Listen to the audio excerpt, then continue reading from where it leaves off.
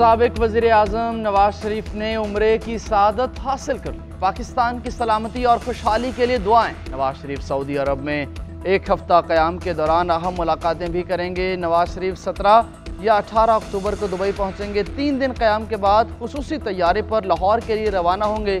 साबिक वज़ीर आज़म मीनार पाकिस्तान पर जलसे से खिताब करेंगे।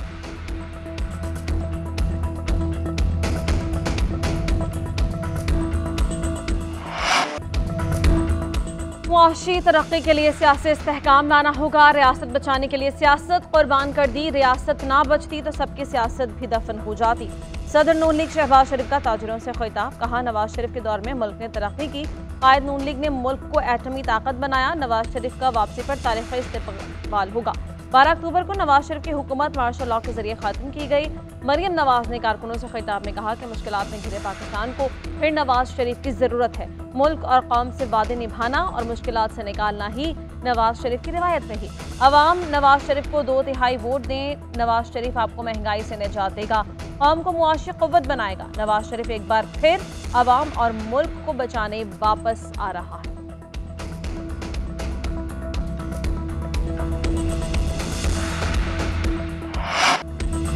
नवाज शरीफ को वापसी पर कानूनी रुकावटों का सामना करना पड़ेगा। कायद नून लीग की वापसी से हुकूमत का कोई लेना देना नहीं। निगरान वज़ीर आज़म अनवारुल हक काकड़ कहते हैं, नवाज शरीफ की वापसी के लिए निगरान हुकूमत की किसी से डील का तासुर दुरुस्त नहीं है। निगरान हुकूमत कोई भी ऐसी डील कैसे कर सकती है? नून लीग समेत किसी भी सियासी जमात के लिए कोई नरम गोशा नहीं। नवाज शरीफ PTI दौरे हुकूमत में अदालत की इजाज़त से बाहर गए थे। आसिफ जरदारी हों, नवाज शरीफ हों या चेयरमैन PTI, सबको अपने मुकदमात के लिए कानूनी हल तलाश करने होंगे। जनवरी में इलेक्शन से मुतालिक बहुत मुतमईन हूँ और इलेक्शन कमीशन अपनी मशक बहुत हद तक पूरी कर चुका। चेयरमैन तहरीक इंसाफ को साइफर केस में अदालत से फौरी रिलीफ ना मिल सका। इस्लामाबाद हाईकोर्ट ने ट्रायल रोकने से मुताल्लिक दरख्वास्त मुकदमा खारिज करने की दरख्वास्त के साथ यकजा कर दी। लतीफ़ खोसा ने दलाइल दिए कि हमने बार बार कहा कि जल्दी ना करें, मामला हाई कोर्ट में चल रहा है और फैसला महफूज है। 17 अक्टूबर को बड़ी बदमज़गी होनी है, ट्रायल चल रहा है, फर्द जुर्म आयद होनी है। चीफ जस्टिस ने रिमार्क्स दिए, अगर कोई हुक्म इम्तना नहीं तो सिर्फ हाई कोर्ट में मामला ज़ेरे इल्तवा होने पर कार्रवाई नहीं रोकी जा सकती। जेल ट्रायल वाली दरख्वास्त पर तो फैसला महफूज है, 1-2 दिन में आ जाएगा।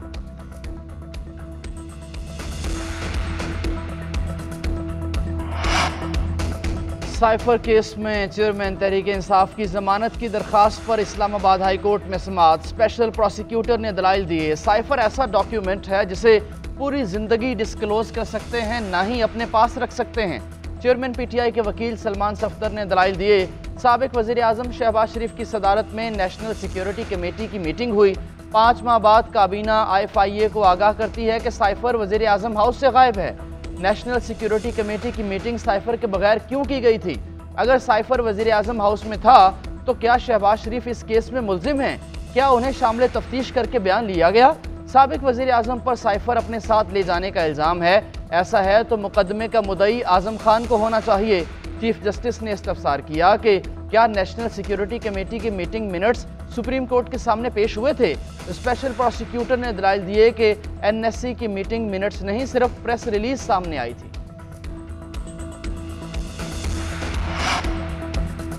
तहरीक इंसाफ के रहनुमा असद उमर ने सुप्रीम कोर्ट के फैसले को खुशाइंद करार दे दिया। कहा कि अदालत उज़्मा का फैसला दुरुस्त है। इस फैसले के बाद ये अच्छा सवाल है कि नवाज शरीफ वापस आएंगे या नहीं।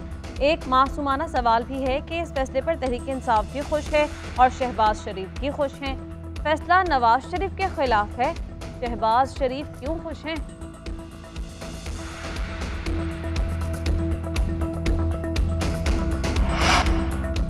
वफाकी हुकूमत का नैब तरमीम को कलअदम करार देने का फैसला, चैलेंज करने का फैसला। चंद रोज़ में वजारत कानून के जरिए 15 सितंबर के फैसले के खिलाफ अपील दायर की जाएगी।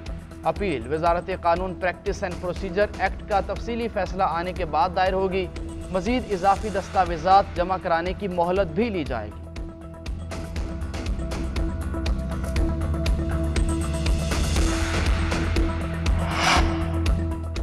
रिवायती हरीफ पाकिस्तान और भारत का कल टकराव। बड़े मुकाबले से कबल बड़ी तकरीब सजाने की तैयारियां। मारूफ गुलूकार अरिजीत सिंह मैच से कबल अपनी आवाज़ का जादू जगाएंगे।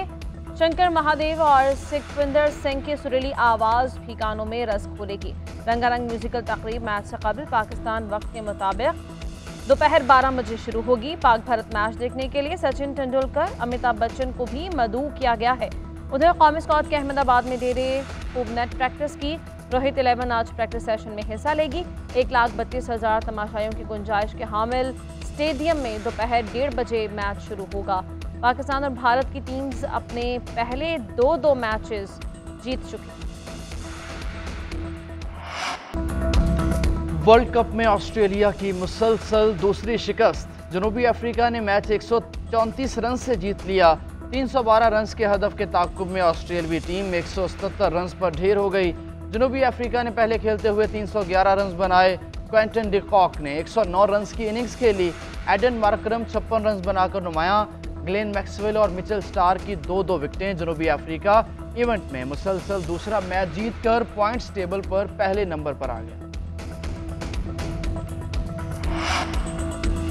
Army chief general Syed Asim Munir से कतर की अफवाज के chief of staff lieutenant general Hamad आकिबल अल नाबद की मुलाकात। आर्मी चीफ ने कहा कि पाकिस्तान बरादर इस्लामी मुल्क कतर के साथ ताल्लुकात को इंतहाई अहमियत का हामिल समझता है।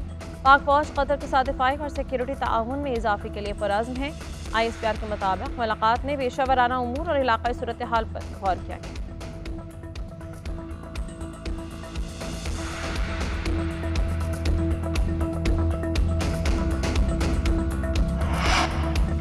रियासत करप्शन और स्मगलिंग करने में मुआवनत करती है। लगता है पुलिस अब किराए की पुलिस बन गई। पुलिस और पटवारशाही का सिस्टम खत्म होना चाहिए। चीफ जस्टिस काजी फाइज ईसा के 70 तोला सोना कमेटी केस में रिमार्क्स। सुप्रीम कोर्ट का गैर मियारी तफ्तीश पर बरहमी का इजहार। गिरफ्तार मुलजिम की जमानत मंजूर। चीफ जस्टिस ने रिमार्क्स दिए, 1.5 करोड़ मालियत सोने का, कोई इनकम टैक्स अदा नहीं किया। ये सोना कहाँ से आता है? इसकी कानूनी हैसियत क्या है? इस केस में असल मुलजिम तो पुलिस को बनाना चाहिए। रुपए के मुकाबले में डॉलर की मुसलसल गिरावट। इंटरबैंक में डॉलर 93 पैसे सस्ता 278 रुपये 58 पैसे पर बंद हुआ। ओपन मार्केट में भी रुपए की कदर में इजाफा। डॉलर 1 रुपया सस्ता 278 रुपये में फरोख्त। पाकिस्तान स्टॉक एक्सचेंज में 9वें रोज़ मुस्बत रुझान। 100 इंडेक्स 297 पॉइंट्स के इजाफे के बाद 48,771 पॉइंट्स पर बंद हुआ। सोने की कीमत में 7,800 रुपये की बड़ी कमी। 1 तोला सोना 1,97,200 रुपये का हो गया।